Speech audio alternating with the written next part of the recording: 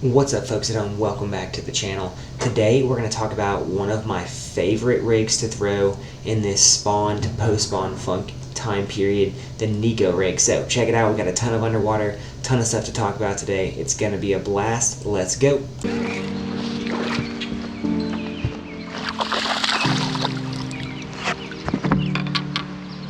You might go in the box, folks at home.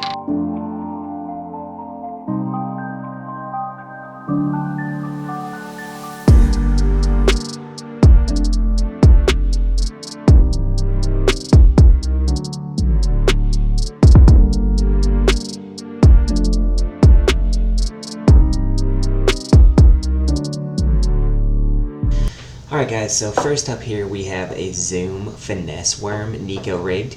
As you can see, there's a pagoda weight in the nose, or a Neko weight, or a nail weight if you would call it that, with a wacky tool about an inch up on the bait, and what you get here is a super finesse head down profile. The Zoom Worm is the first bait that I'm going to Neko rig, and it literally is a killer. It's amazing what this bait looks like underwater. I like to throw this under docks, around overhanging cover, anywhere where the fish are visually present, and you can see this is a great option.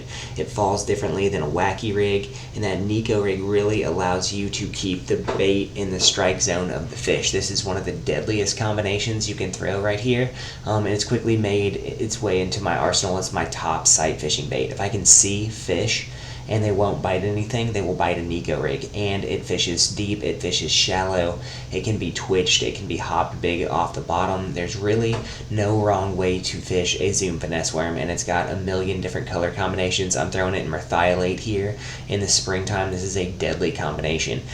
This is also my follow-up bait for a fish that misses a topwater bait. I'm going to throw that Neko rigged worm back in there, and 9 times out of 10, I'm going to get a bite.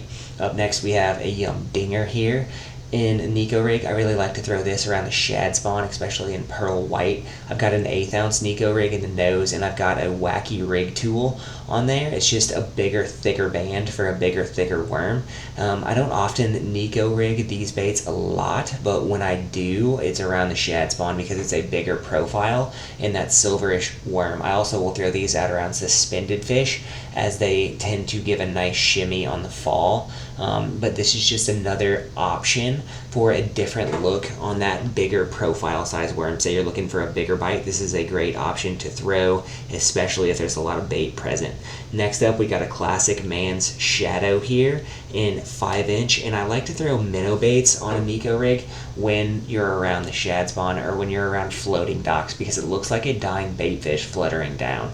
And as you can see, it's got a nice quiver there on the pull up, and really what this bait does well when you pull it up and you add a toothpick to the tail, it really puts that nose down profile. So if you have bedding fish, if you have fish that are ambushing prey, this looks like a minnow that is feeding on the bottom, or a dying shad. I like to put the toothpick in the tail just because it gives it that extra head down profile and really makes it pop and look really, really, really nice underwater.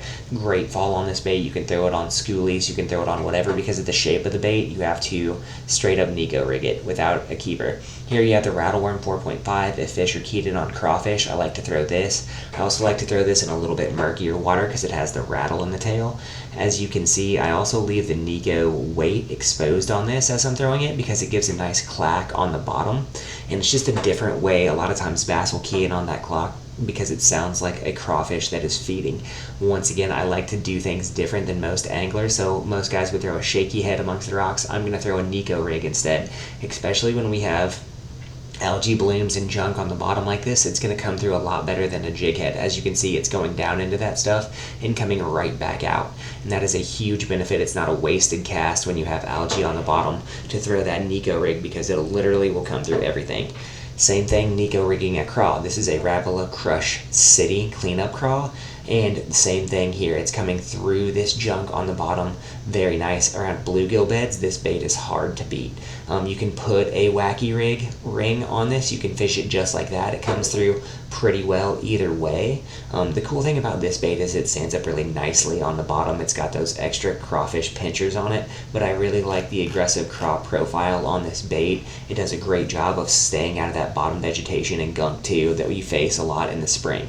Here maybe is my favorite craw style bait, and you have that Berkeley Maxent chigger craw, and this chigger craw is, you know, it's up there next to the Pit Boss is my favorite soft plastic everywhere because it's versatile. It's going to hold the Neko weight really well. It's going to stand up really well on the bottom, and it gives a lifelike craw profile. It's one of those baits that it's a go everywhere, do everything bait. I'm not afraid to throw this in any water conditions, in any water clarity. There's a bunch of colors that are nice. The thing I like about this is the fish will bite it and they will hold on. That Maxent, that Berkeley power bait scent, it really makes them hold on to it. This is great to throw at pressured fish. It's just a different look. Docks where they've seen 100 lures, this they will bite.